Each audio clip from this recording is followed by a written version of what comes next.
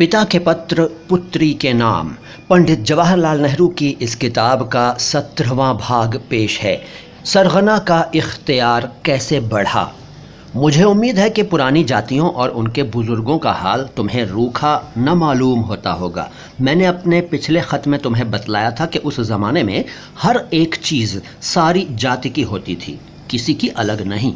सरगना के पास भी अपनी कोई ख़ास चीज़ न होती थी। जाति के और आदमियों की तरह उसका भी एक ही हिस्सा होता था, लेकिन वो इंतज़ाम करने वाला था और उसका ये काम समझा जाता था कि वो जाति के माल और जायदाद की देख रेख करता रहे।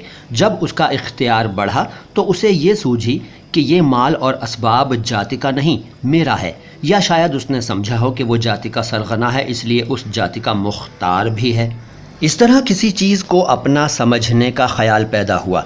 आज हर एक चीज़ को मेरा तेरा कहना और समझना मामूली बात है, लेकिन जैसा मैं पहले तुमसे कह चुका हूँ, उस पुरानी जातियों के मर्द और औरत इस तरह ख्याल न करते थे। तब हर एक चीज़ सारी जाति की होती थी। आखिर ये हुआ कि सरगना अपने ही को जाति का मुख्तार समझने लगा, इसलिए जाति का माल व असबाब उसी का हो गया।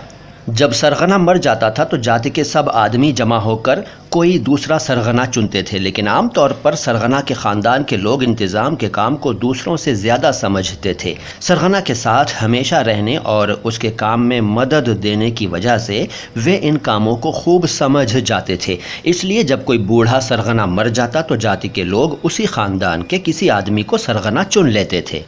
ये तो जाहिर है कि सरगना को बड़े इख्तियार होते थे और वो चाहता था कि उसका बेटा या भाई उसकी जगह सरगना बने, और भरसक इसकी कोशिश करता था। इसलिए वो अपने भाई या बेटे या किसी सगे रिश्तेदार को काम सिखाया करता था, जिससे वो उसकी गद्दी पर बैठे।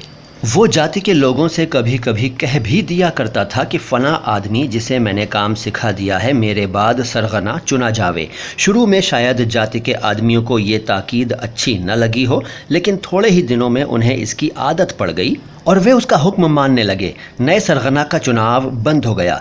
बूढ़ा सरगना तय कर देता था कि कौन उसके बाद सरगना होगा, और वही होता था। इससे हमें मालूम हुआ कि सरगना की जगह मौरूसी हो गई, यानी उसी ख़ानदान में बाप के बाद बेटा या कोई और रिश्तेदार सरगना होने लगा।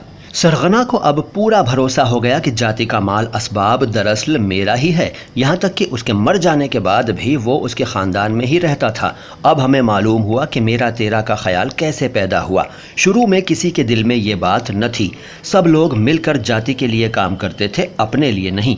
अगर बहुत सी खाने की चीज़ें पैदा करते तो जाति के हर एक आदमी को उसका हिस्सा मिल जाता था। जाति में अमीर गरीब का फ़र्क न था, सभी लोग जाति की जायदाद में बराबर के हिस्सेदार थे। लेकिन ज्यों ही सरगना ने जाति की चीज़ों को हड़प करना शुरू किया और उन्हें अपनी कहने लगा, लोग अमीर और गरीब होने लगे। अगले ख़त में इसके बारे में मैं कुछ और लिखूँगा। दोस्तों, ये था पंडित जवाहरलाल नेहरू की किताब पिता के पत्र पुत्री के नाम का 17वां भाग। चैनल को सब्सक्राइब नहीं किया है तो सब्सक्राइब कर लीजिए और इस वीडियो को लाइक ज़रूर कीजिए। अगली बात अगली मुलाकात में। शुक्रिया।